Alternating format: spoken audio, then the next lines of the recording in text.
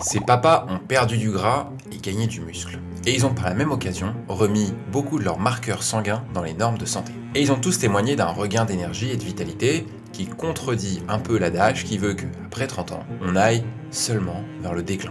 La force, la vitalité, j'ai la pêche. Avant, j'étais tout le temps fatigué, je tordais la pelouse, je vais faire une sortie VTT, j'en pouvais plus. Maintenant, c'est bon, quoi. Je fais la sortie VTT, et puis l'après-midi, je vais faire une randonnée avec ma fille, y a pas de problème. Les statistiques récentes montrent deux choses.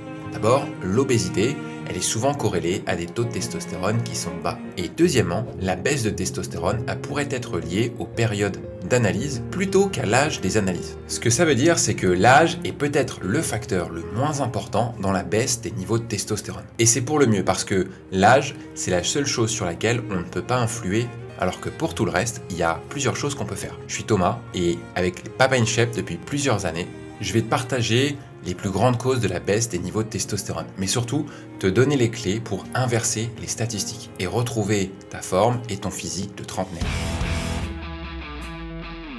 Les études montrent que le taux de testostérone moyen a baissé d'environ 20% entre 1984 et 2004. 20 ans se sont encore passés depuis et il y a fort à parier que l'évolution a continué dans le même sens. On pourrait sans doute même le corréler avec les données de la fertilité. Parce que comme je te le disais en introduction, la raison n'est pas seulement liée à l'âge. On peut trouver pas mal de choses qui ont évolué depuis les années 80, notamment à propos du mode de vie, que ce soit les Français, les Belges, les Suisses par exemple. À commencer par l'alimentation. En effet, il y a plus en plus de produits transformés et même des produits ultra transformés dans nos assiettes depuis les années 80. La tendance à moins de cuisine et à plutôt aller vers les plats préparés ou les fast-food par exemple. Et ça c'est largement visible dans les modes de consommation, et particulièrement chez les plus jeunes.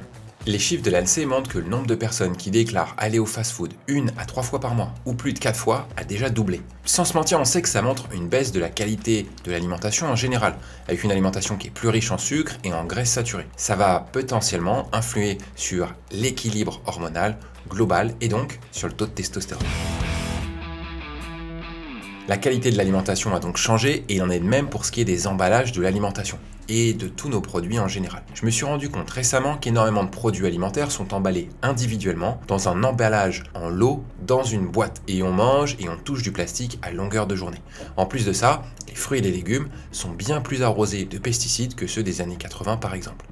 Donc notre contact avec de possibles perturbateurs endocriniens, c'est-à-dire des produits susceptibles de modifier notre production hormonale, il est quotidien et il est quasiment inévitable malgré les très nombreux efforts qu'on peut faire pour les limiter. Et ça c'est un facteur important et notamment qui est surveillé par l'INSERM. Parce qu'en 2021, le rapport d'étude qui avait pour objectif de déterminer les variables à surveiller en priorité par rapport à leur lien avec les perturbateurs endocriniens, ils ont identifié 60 valeurs à retester. Et parmi elles, l'infertilité et la diminution de la fécondité. Il y avait également les effets métaboliques tels que le surpoids, l'obésité, les maladies cardiovasculaires, le diabète de type 2. Tu vois, je te parlais de la fertilité tout à l'heure. En fait, l'ensemble de ces effets, ils peuvent être liés au taux de testostérone et au fait qu'ils ont baissé au fil du temps.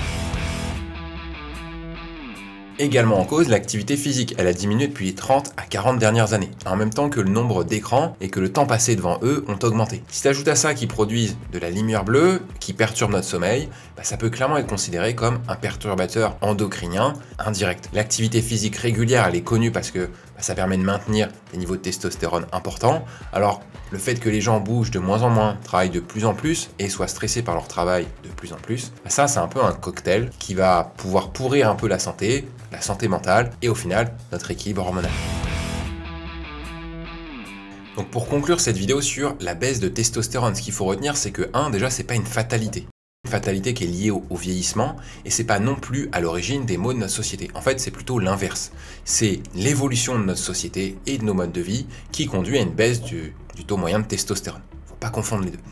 Et c'est la baisse de la qualité de notre alimentation. C'est l'évolution de nos vies vers un rythme de moins en moins actif, avec plus de stress, avec plus d'écran, avec plus de produits qu'on va consommer qui sont des perturbateurs endocriniens. Qui fait par la suite que les hommes sont de plus en plus sujets à l'infertilité, au diabète de type 2, à l'obésité et à d'autres troubles qui peuvent être à l'origine ou en conséquence d'une baisse de testostérone.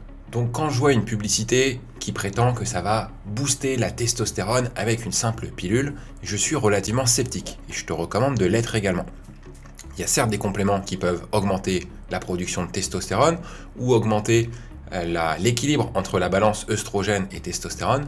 Mais pour moi, le premier levier d'action, c'est d'agir sur les habitudes qu'on a. Il y a des choses faciles à mettre en place, il y en a qui demandent un peu plus de travail, mais dans l'ensemble, je pense que c'est là qu'on peut obtenir les tout meilleurs résultats. Et chez Papa In Shape, on a 3 conseils très simples à mettre en place qui vont permettre d'assainir l'hygiène de vie et de partir sur des fondations qui sont saines pour le long terme. D'abord, construire son assiette. En contrôlant ce que tu manges et ce que tu vas mettre dans ton assiette avec un quart de protéines, un quart de féculents et la moitié de légumes, tu t'assures de manger ce qu'il faut. Tu seras en accord avec ton appétit et tu vas pas pour autant abuser et ça va pas t'amener à conduire à de mauvaises adaptations. En second, rester actif parce que en t'assurant simplement de marcher chaque jour ou de prendre les escaliers et de faire peut-être un peu de renforcement musculaire, 1, 2, voire 3 fois par semaine, tu régules la gestion des ressources que tu vas apporter à ton corps. Et tu vas investir sur la longévité, sur les capacités, sur ta santé. Parce que très souvent, on n'est pas un problème de surpoids, on a avant tout un problème d'être sous-musclé. Et enfin, le 3e point, c'est de dormir suffisamment. On peut en parler dans cette vidéo que je vais t'afficher ici de ce côté, par exemple, et on conseille à tous nos papas de prendre les meilleures décisions et habitudes pour le sommeil. Calmer les excitants, calmer les écrans, moduler sa lumière, avoir un rituel de coucher. C'est des petites choses qui sont simples à mettre en place, qu'il faut éviter d'essayer de tout faire parfaitement dès le premier jour, mais plutôt d'améliorer de semaine en semaine ou de jour en jour. Tout est bon, c'est adaptable à chacun et ça permet de passer les meilleures nuits possibles. Ça va pouvoir potentialiser sur les bonnes décisions.